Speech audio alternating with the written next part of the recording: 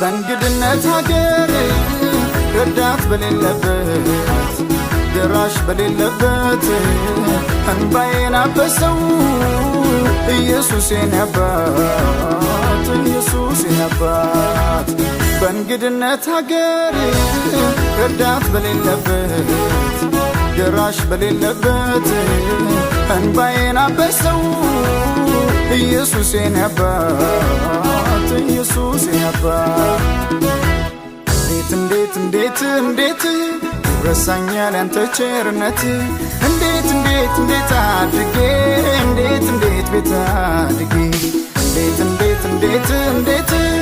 ረሳኛል ያንተ ቸርነት እንዴት አድርጌ እንዴት ቤት አድርጌ ባንተ ነው